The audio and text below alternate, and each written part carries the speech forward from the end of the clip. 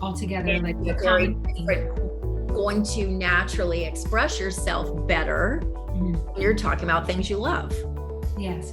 as opposed to things that you're simply skilled in.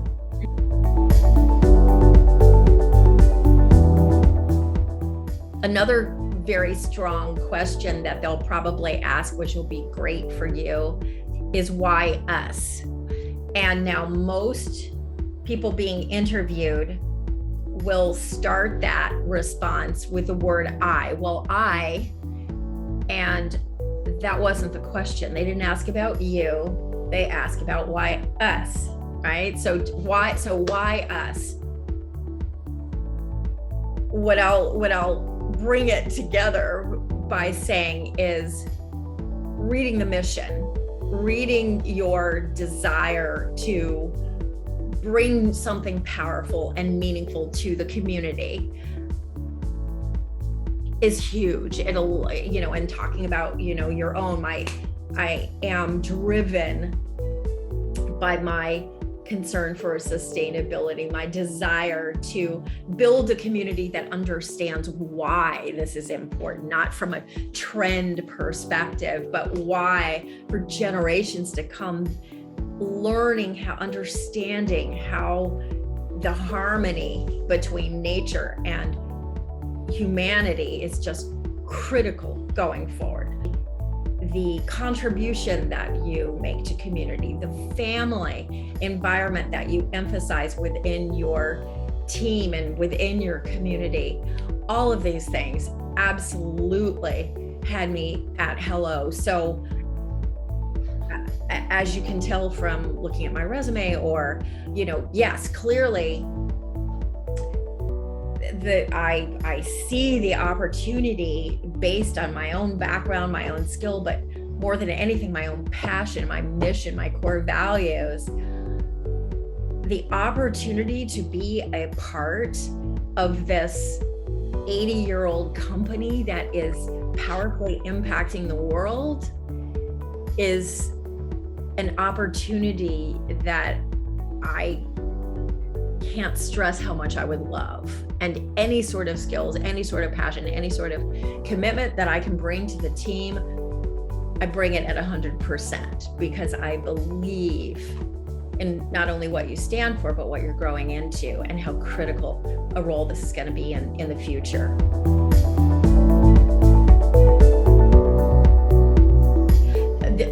The next kind of question that people are typically not a fan of would be questions like,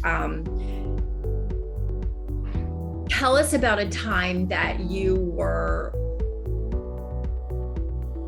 working in an adversarial environment with someone. Something along the lines of, well, I would love to be able to say that I've never brushed shoulders with people who you might say are difficult to get along with, or who certainly I didn't agree with. But clearly, you can't be out in the world without stumbling into people who don't quite see the world the way you do.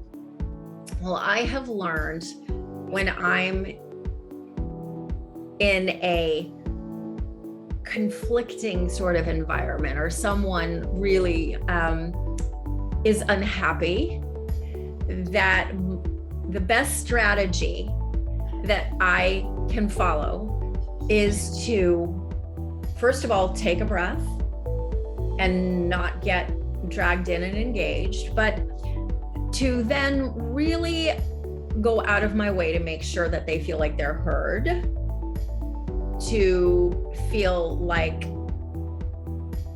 I understand what they're trying to say, and that their opinion matters. And I found that when I do those three things, then it's easier. It's not always perfect, but it's easier then to find the areas where we do agree, where we do have a common vision, where we do have a common goal, and move forward to create something that we both have a better shot of agreeing on.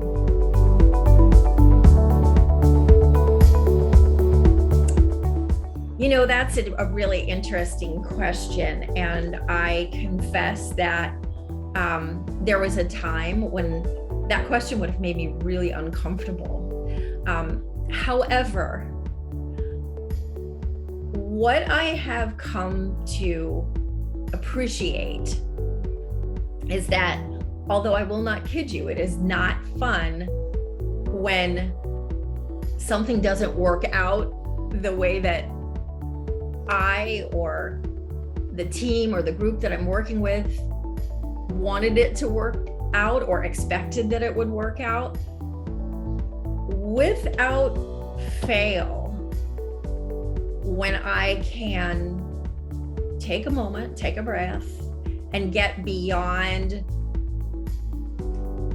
the hit to the ego and start saying, okay, where's the opportunity here? Where is the opportunity to grow here? Without fail, some of the best innovations, some of the best ideas, some of the best opportunity to become an even better version of myself as a mom, as a human being, as a team member, a lot of times it has come out of failure, or it has come what some people would call failure, or out of a weakness, right? So I've gotten to the point in my life where I'm not quick to refer to things as failures. There are successes and there are opportunities to learn, opportunities to grow, opportunities to get stronger, opportunities to turn a weakness into one of my strengths by focusing on it, rather than feeling like, this is a question that's going to expose me. This is a question that has the opportunity to differentiate you, turn you into a star. This is someone like, I'm not afraid of quote unquote failure. I'm not afraid, therefore, of risk, because either way, we're going to win. In fact, that has become such a critical part of my own growth that now I make sure that whether it's with my children or with people that I'm working with, groups I volunteer for, that we don't overlook the huge opportunity that unfolds in front of us when things don't go quite as we had planned, and then go in there, confidently, making eye contact, and really be confident and enjoy yourself. Have fun.